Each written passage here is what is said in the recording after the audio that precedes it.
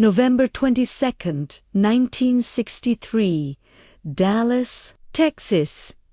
A day that began with cheering crowds and political promise would end in national trauma, forever searing itself into the American consciousness. What really happened in those final, fatal seconds in Dealey Plaza? For over 60 years, the official story has been scrutinized, debated, and challenged.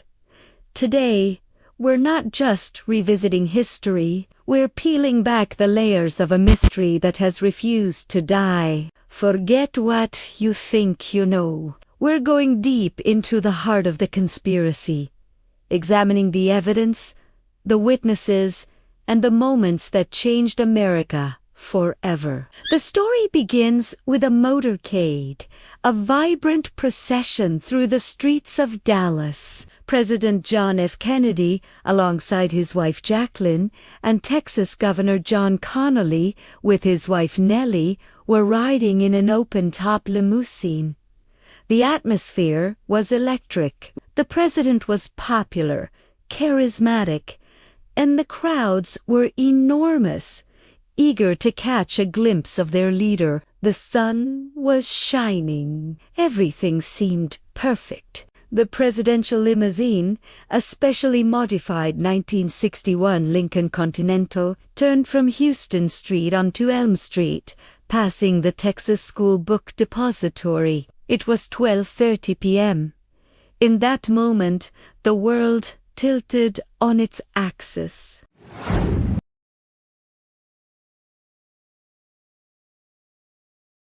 Most people, including those in the car, initially dismissed it, but then came a second shot and a third. The most famous piece of evidence from that day is the Zapruder film, a silent 8mm color motion picture sequence shot by a bystander named Abraham.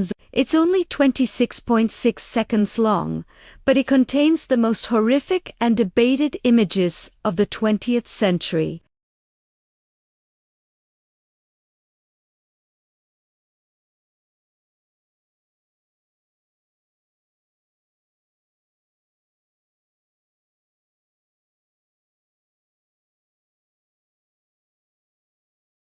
Frame 313, a moment frozen in time, showing the catastrophic head wound that proved fatal. Within hours, the world had a suspect, Lee Harvey Oswald, a 24-year-old ex-Marine, an employee at the Texas School Book Depository.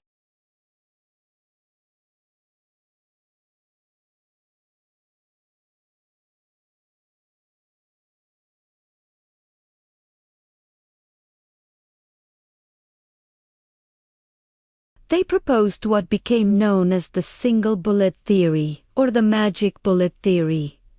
This theory posits that one single bullet, Commission Exhibit 399, caused 7 different wounds in both President Kennedy and Governor Connally. It's a theory that, for many, has always seemed too neat, too convenient, and frankly, too unbelievable. Let's break down the single bullet theory.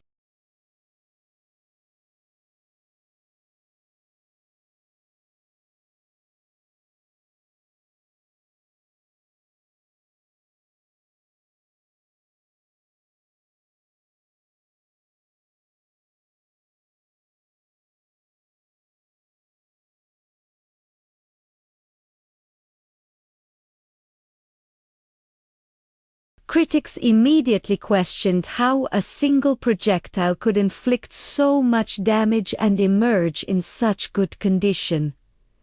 Was it physically possible?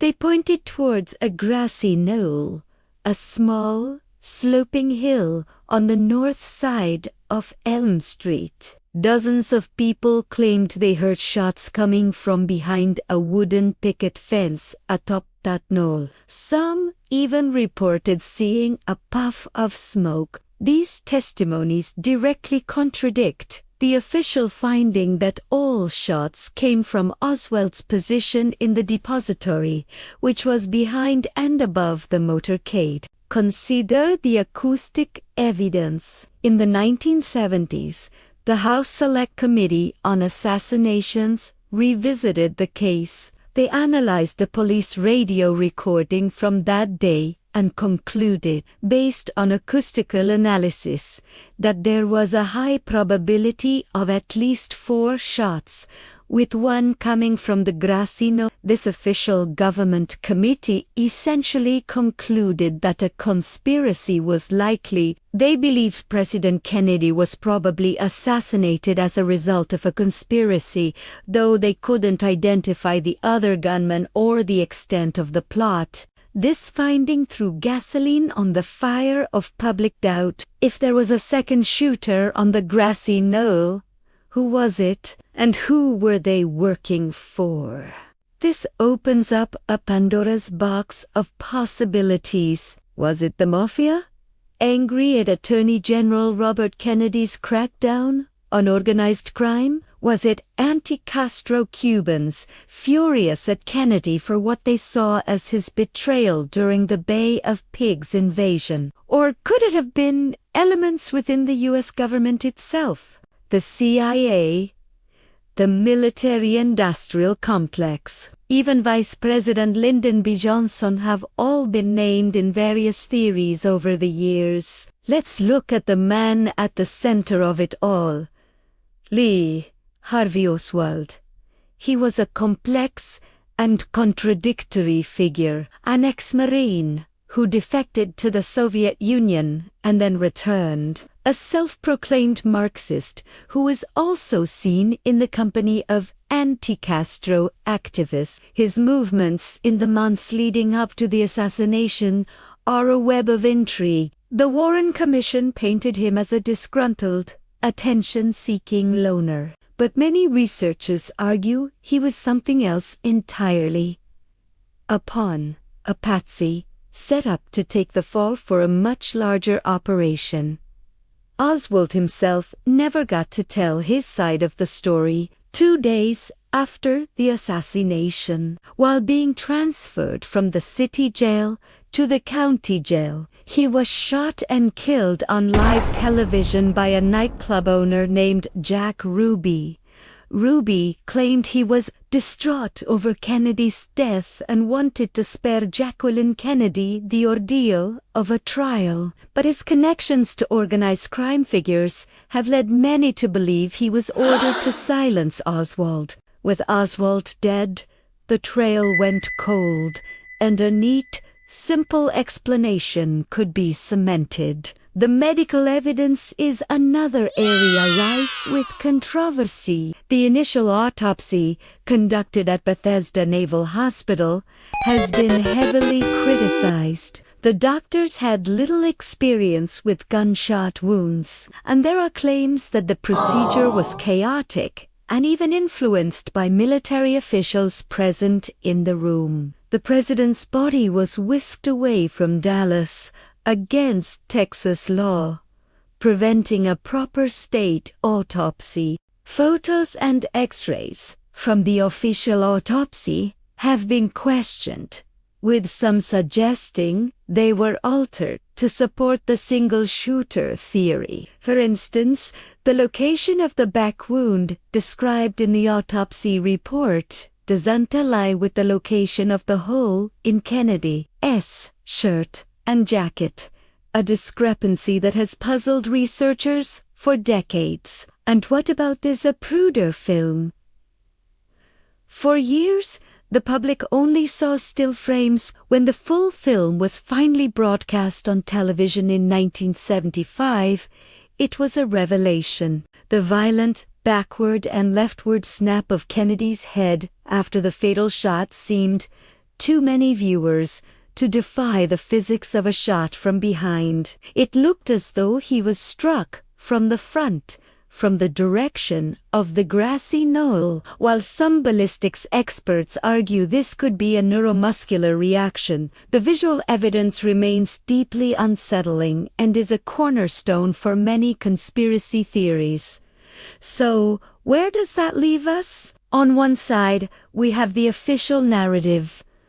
A lone, disturbed individual managed to change the course of history with a cheap mail-order rifle. It's a simple, if unsatisfying, story. On the other side, we have a mountain of anomalies.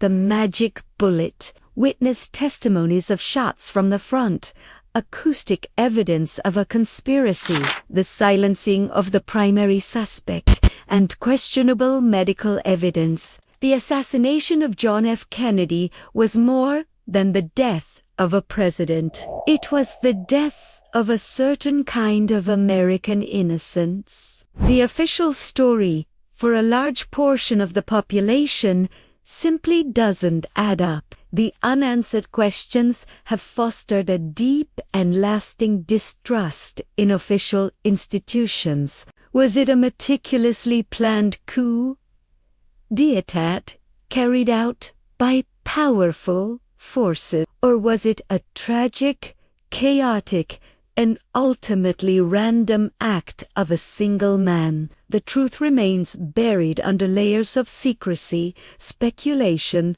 and the passage of time. The final seconds in Dealey Plaza didn't just end a life. They created a question mark that hangs over American history to this day, a permanent reminder that sometimes the most important truths are the hardest to find. What do you believe? Was it a lone gunman? Or was there a conspiracy? The debate is as alive today as it was in 1963. Share your thoughts and theories in the comments below. Let's discuss this together. And if you found this deep dive into history compelling, please give this video a like, share it with someone who loves a good mystery, and make sure you're subscribed for more investigations into the stories that shaped our world. Thanks for watching. If you love uncovering the truth, don't forget to subscribe. More hidden history is coming every week, only on History Uncovered.